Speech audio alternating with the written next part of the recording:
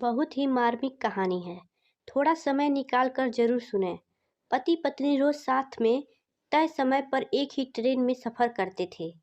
एक युवक और था, वो भी उसी ट्रेन में सफर करता था।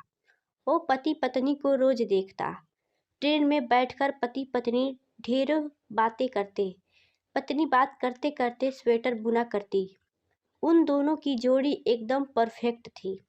एक दिन जब पति पत्नी ट्रेन में नहीं आए तो उस युवक को थोड़ा अटपटा लगा, क्योंकि उसे रोज उन्हें देखने की आदत हो चुकी थी।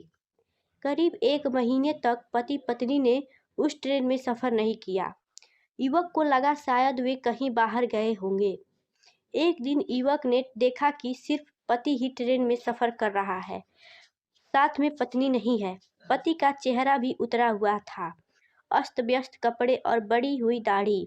युवक से रहा नहीं गया और उसने जाकर पति से पूछ ही लिया, आज आपकी पत्नी साथ में नहीं है? पति ने कोई जवाब नहीं दिया। युवक ने एक बार फिर पूछा, आप इतने दिन से कहाँ थे? कहीं बाहर गए थे क्या? इस बार भी पति ने कोई जवाब नहीं दिया। युवक ने एक बार फिर उनकी पत्नी के बारे में पूछा। पति ने जवाब दिया, वो अब इस दुनिया में नहीं है, उसे कैंसर था। यह सुनकर युवक को अचानक झटका लगा। फिर उसने संभलकर और बातें जाननी चाहिए। पति ने युवक से कहा कि पत्नी को लास्ट स्टेज का कैंसर था। डॉक्टर भी उम्मीद हार चुके थे। ये बात वो भी जानती थी, लेकिन उसकी एक जिद थी कि हम ज़्यादा से ज़्यादा समय साथ में बिताएंगे। इसलिए रोज़ जब मैं ऑफिस जाता तो वो भी साथ में आ जाती और मेरे ऑफिस के नज़दीक वाले स्टेशन पर हम उतर जाते। वहाँ से मैं अपने ऑफिस चला जाता और वो घर लौट जाती। पिछले महीने ही उसकी डेथ हुई है। इतना कहकर पति खामोश हो गया। तय स्टेशन पर पति ट्रेन से उतर गया। अचानक युवक का ध्यान उसके स्वेटर पर पड़ा।